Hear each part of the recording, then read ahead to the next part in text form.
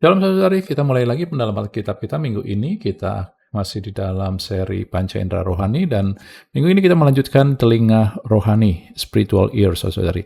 Untuk review sebelumnya, bahwa dari semula Tuhan menciptakan pendengaran rohani, panca indera rohani lebih dahulu.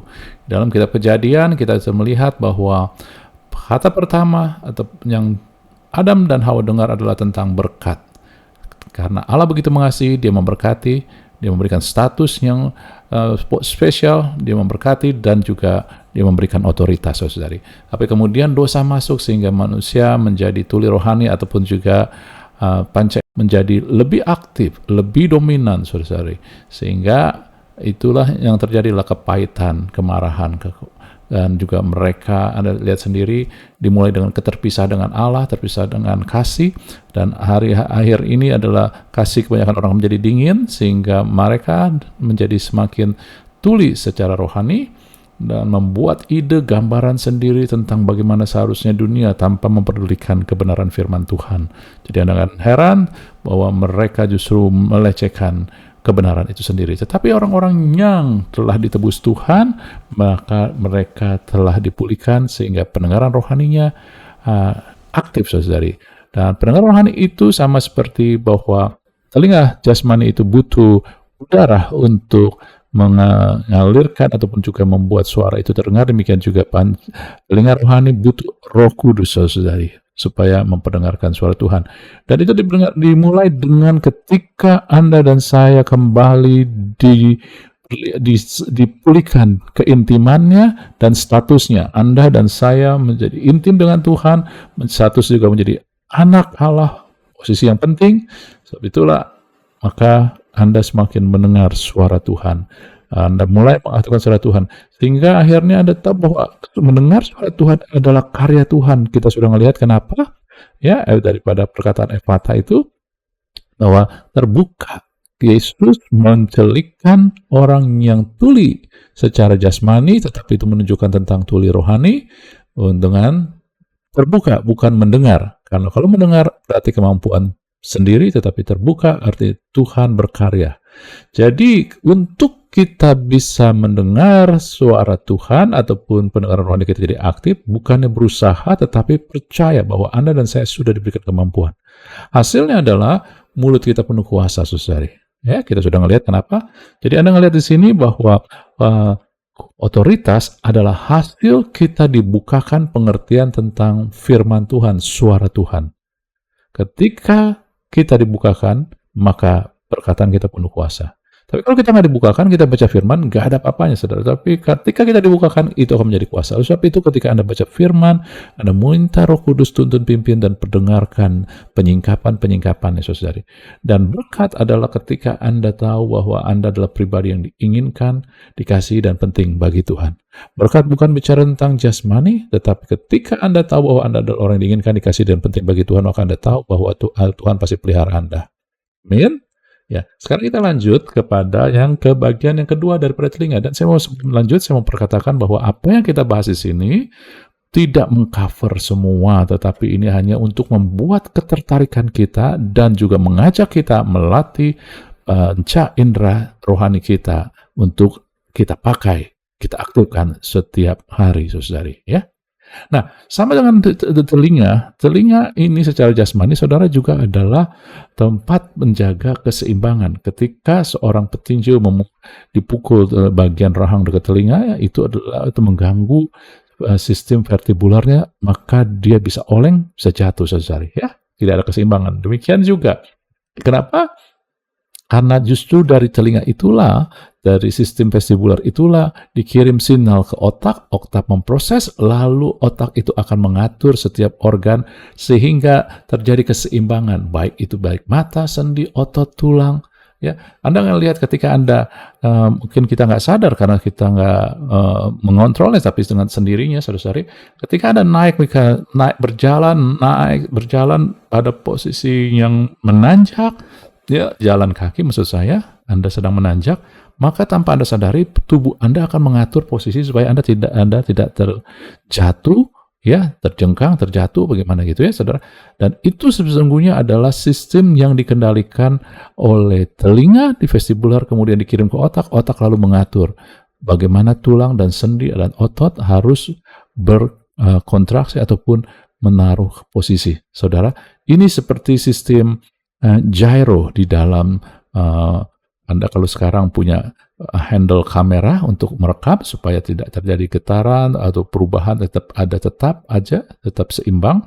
Dan di dalam sistem penerbangan juga sama gyro, ya. Jadi kalau gyro kita ada di telinga, menjaga keseimbangan supaya Anda tetap berdiri, tetap kokoh, tetap stabil. Demikian juga itu juga telinga rohani. Telinga rohani kita menentukan kekokohan kita, kestabilan kita, sehingga kita tetap bisa berdiri. Di dalam Mazmur, saudara-saudari, 18 ayat 33-34 dikatakan, Allah dialah yang mengikat pinggangku dengan keperkasaan dan membuat jalanku rata, yang membuat kakiku seperti kaki rusa dan membuat aku berdiri di bukit. Saudara, kalau Anda dan saya sekarang sudah mengerti, yang membuat kita berdiri adalah telinga rohani.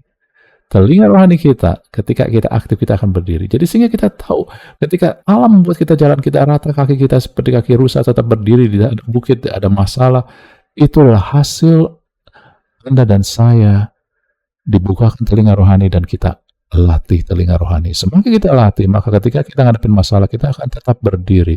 Kita nggak akan goyah, saudara-saudari. Amin? Ya. Dan di sini Anda juga ngelihat, nanti kita ngelihat lagi yang lain ya.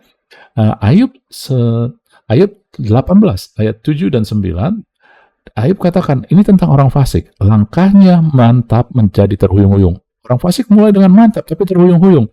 Rancangannya sendiri menyebabkan ia tersandung. Saudara, ini terjemahan bahasa Indonesia sehari-hari ya. Ia berjalan ke dalam jaring, maka tersangkutlah kakinya. Tumitnya terjerat oleh perangkap sehingga tertangkaplah ia.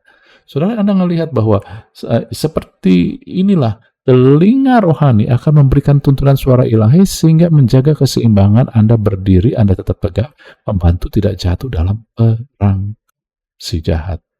Orang fasik, dia nggak mau dengar telinga rohani ya, hanya telinga jasmani, akhirnya bisa jatuh dalam perangkap saudari. Ya? Jadi kenapa kita harus melatih telinga rohani kita? Karena telinga rohani kita membantu keseimbangan, menjaga kita nggak terperangkap. Lalu juga kemudian dalam Efesus 6, ayat 14 tentang perlengkapan senjata rohani, saudara, bukan dimulai dengan berikat pinggangan kebenaran, tetapi dimulai berdirilah tegap dulu. Dan sekarang kita sudah tahu secara jasmani kita bisa berdiri tegap kalau sistem telinga kita berfungsi baik. Ketika telinga rohani kita baik, maka saudara, sistem pendengaran kita baik, maka kita bisa berdiri tegap. Ketika sistem pendengaran rohani kita baik, kita bisa berdiri tegap, baru kita bisa berikatkan kebenaran dan berikat dengan kebenaran, berbaju syarah keadilan, saudara. Jadi awal perlengkapan senjata rohani adalah mendengar suara Tuhan. Jadi suara Tuhan itu penting sekali. Ketika kita mau menghadapi setiap pertempuran dalam masalah kita, mendengar suara Tuhan itu penting sekali, saudara. Di dalam Wahyu 22 17a saya pakai ya.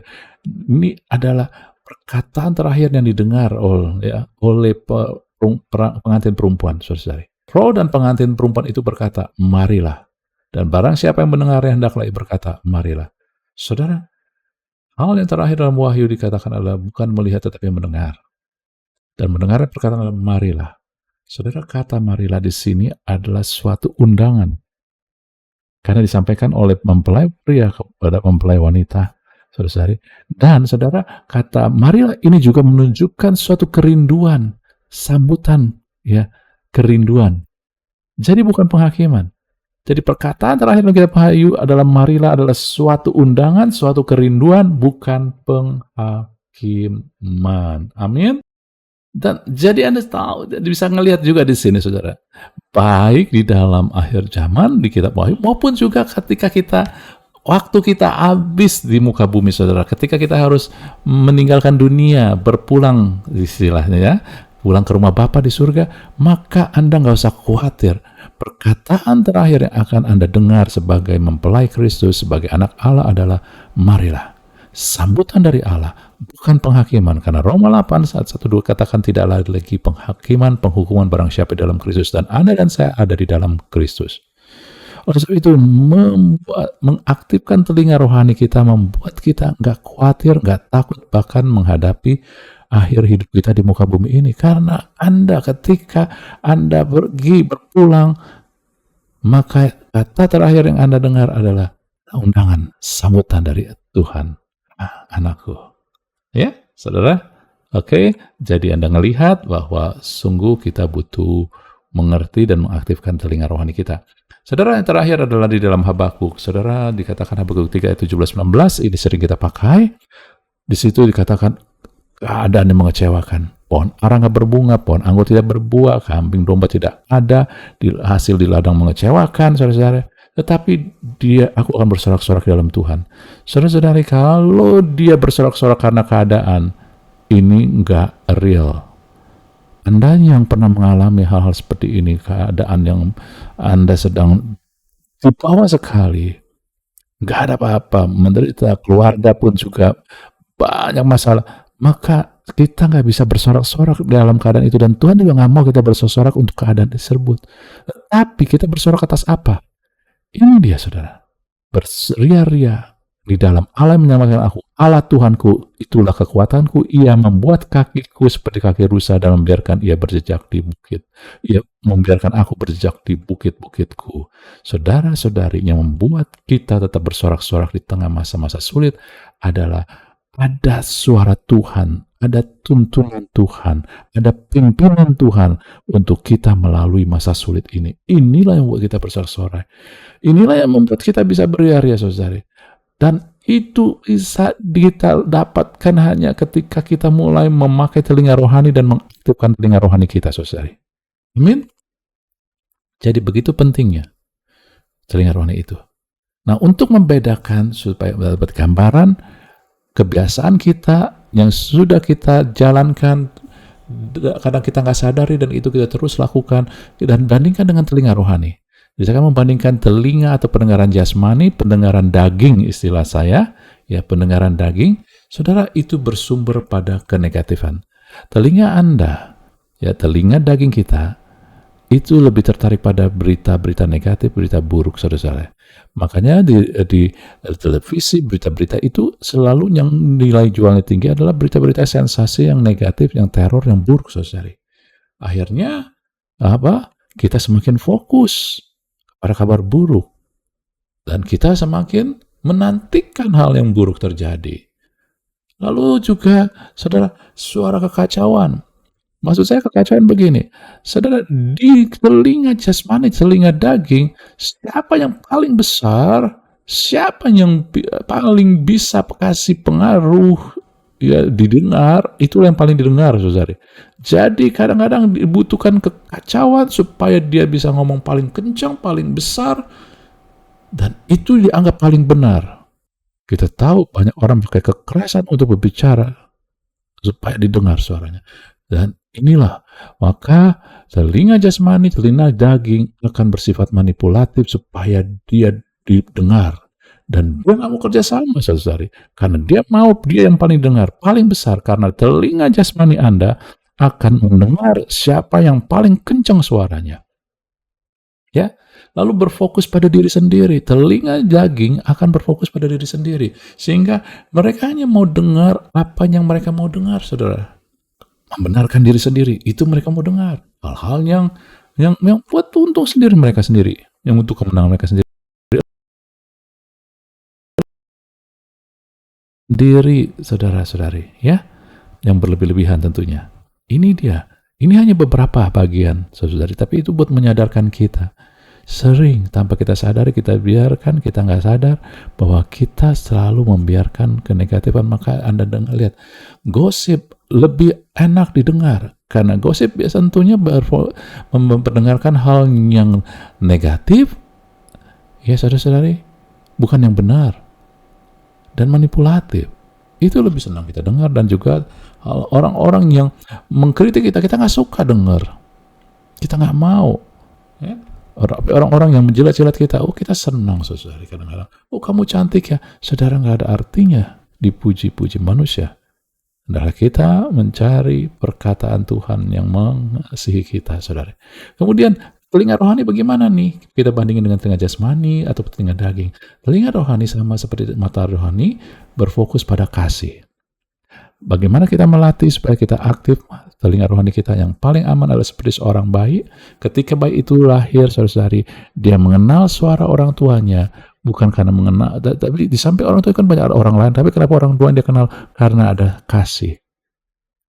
Jadi, ketika kita mungkin masih bayi rohani, saudara-saudari, belajar mendengar suara Tuhan gimana? Saudara-saudari mulai hanya fokus pada suara kasih Bapa. Ketika kita mulai fokus pada yang lain, saudara-saudari, kita nggak akan jadi jelas. Tetapi intinya, carilah sana suara yang menyatakan kasih Bapa. Anda dan saya ada di dalam Kristus. Oleh sebab itu, apa yang Tuhan komunikasikan kepada Kristus, ya, di dalam status, bukan di dalam tugas, dalam status, maka itu juga berlaku Anda. Perkataan itu juga untuk Anda dan saya. Amin. Itulah hati Bapa mengasihi Anda, sama seperti ketika kita ngelihat tadi awalnya bahwa minggu lalu kita sudah melihat bahwa telinga rohani pada awalnya adalah mendengar tentang kasih Bapa yang memelihara kita, memberkati kita. Ya, jadi semakin fokus pada kasih dan kemurahan Tuhan, semakin kita belajar semakin kita mengaktifkan telinga rohani. Lalu biasanya kalau kasih itu adalah maunya berdua, murni. Ya, berdua apa? Supaya jernih dengar suaranya. Nggak usah kencang-kencang, berdua. Dan ketika ngomong gantian, nggak adu kencang. Jadi ada ketertiban.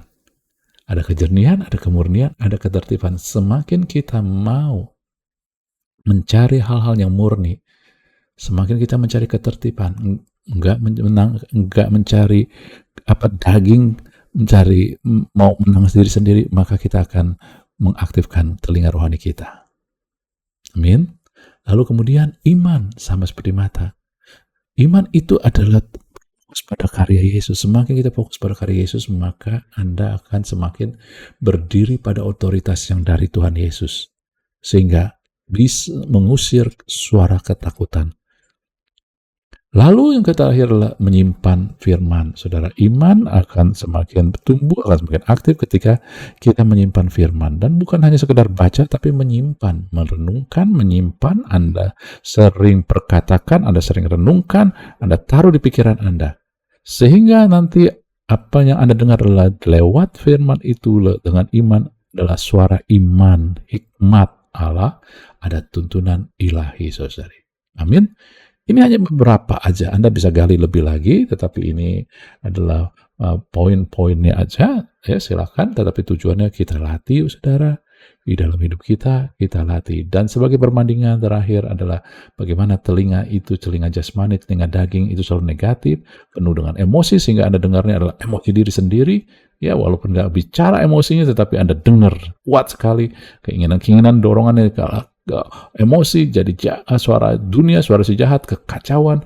Kalau yang dengarlah kutuk, sehingga juga Anda maunya ini milikku, keserakahan dan tentang diri sendiri, mau benar sendiri, mau menang sendiri, nggak mau diajar, mencari pujian sendiri.